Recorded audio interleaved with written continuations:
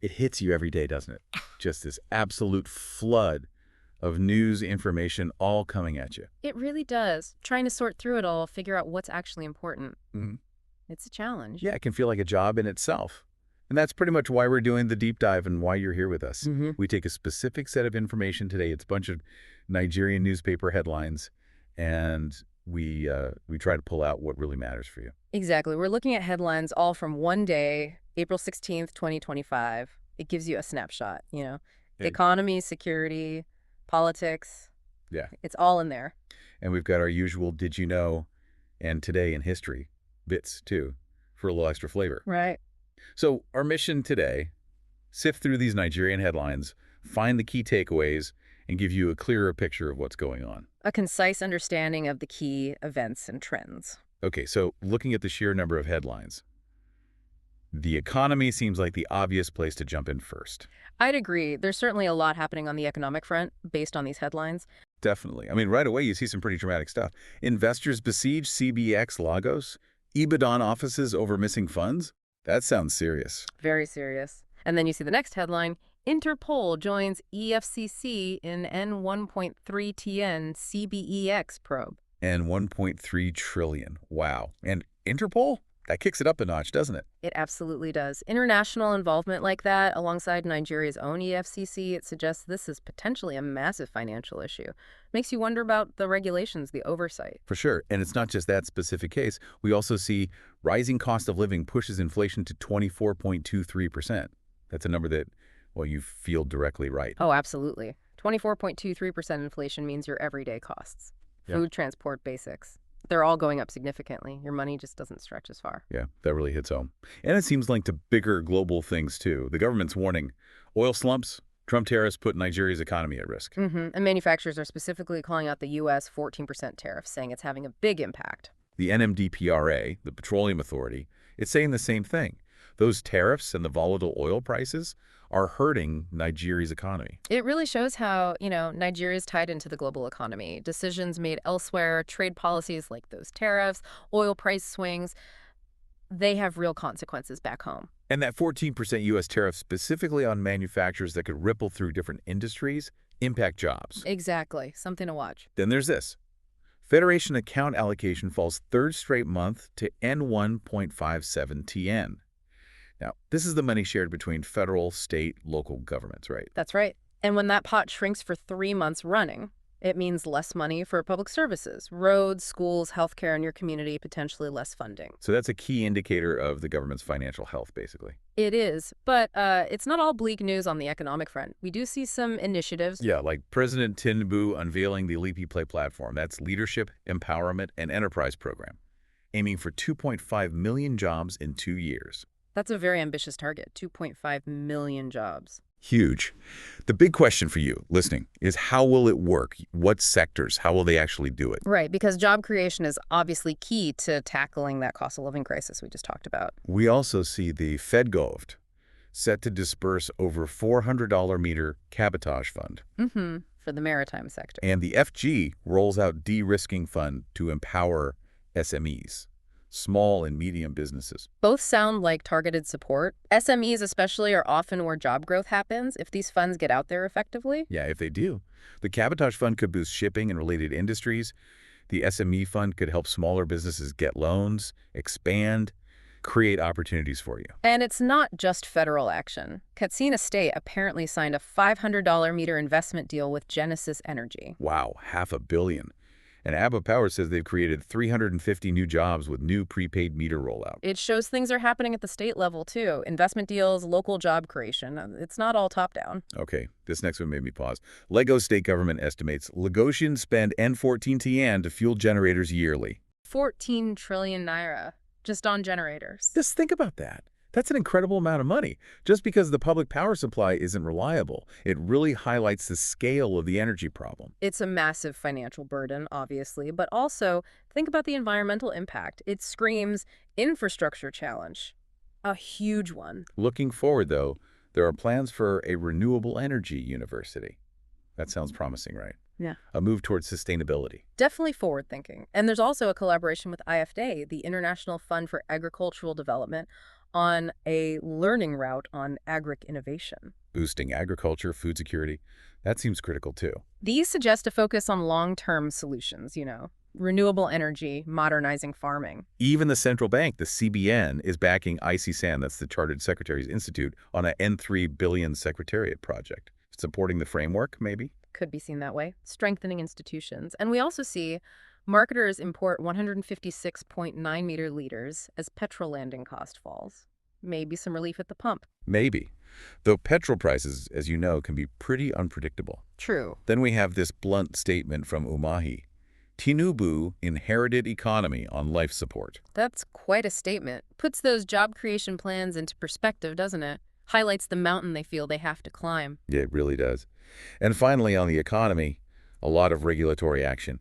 The SEC is going after unlicensed Ponzi schemes. And telling influencers to stop pushing risky meme coins and unlicensed platforms. Good. The Consumer Protection Agency, FCCPC, is also cracking down on rebagged expired rice in Abuja market. All necessary stuff. Protecting consumers, maintaining some market integrity.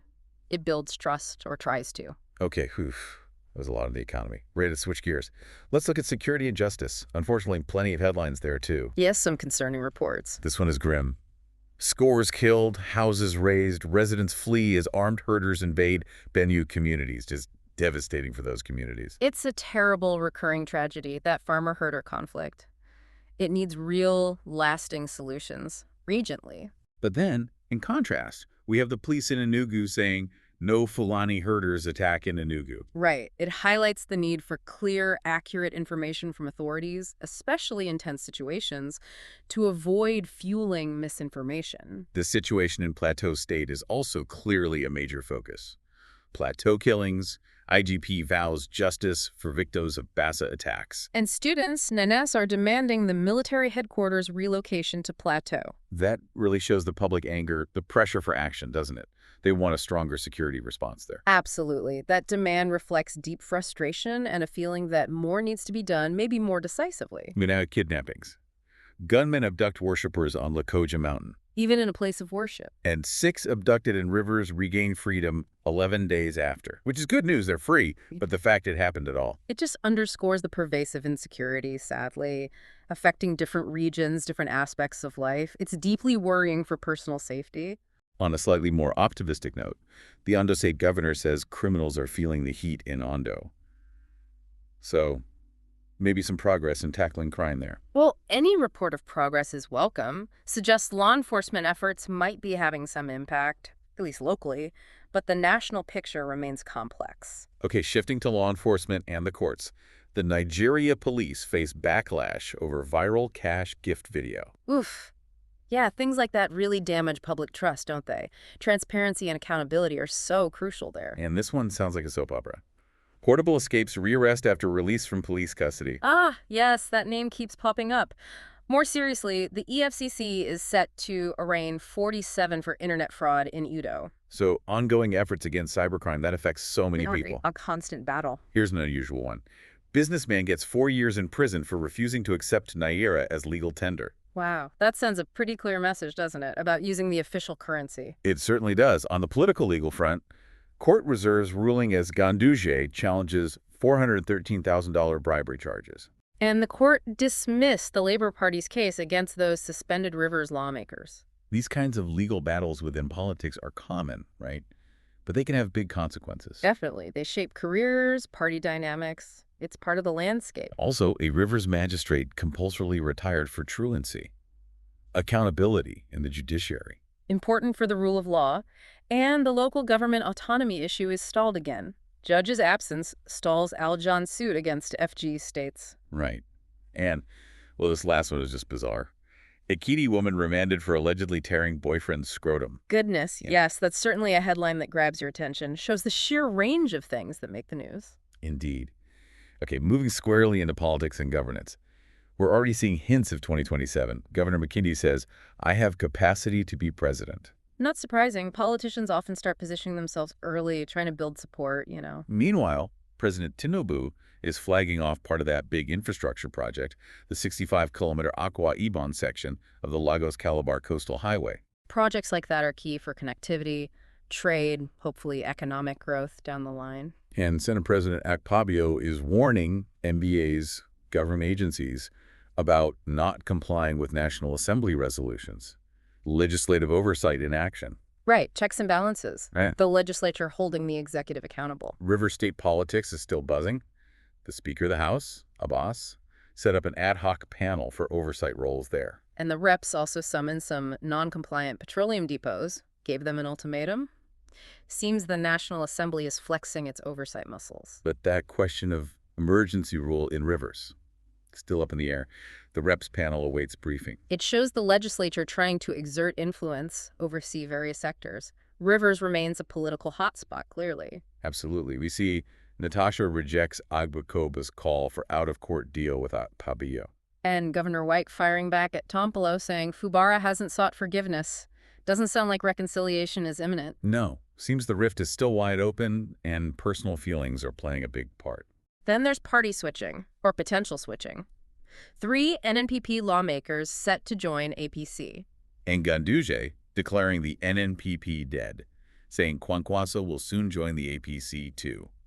Strong words. And El Rufai is apparently talking to the PDP and SDP in Katsina about an alliance bid. Lots maneuvering. The political plates seem to be shifting. It's very dynamic, especially as people start thinking ahead to future elections, forming alliances, testing the waters. And it's happening locally, too. Hundreds dump APC, PDP for LP and Abia. Changes in grassroots support can be significant. They can. Might indicate shifts in voter sentiment in that region. Back to Plateau, the aftermath of the violence. Outrage grows over killings. Government flying apologizes. The apology shows the pressure the government is under there to respond effectively. And this row over the Nigerian Bar Association grant continues. IDUS tackles MBA over N300-meter hosting grant. And River State is threatening legal action to get the N300 meters back from the NBA. Yeah, that seems quite contentious. Public funds, professional bodies, raises questions about transparency. It does. Okay, quickly looking at some state-level things. FCT Minister Wyke is pushing land reform to block speculation in Abuja.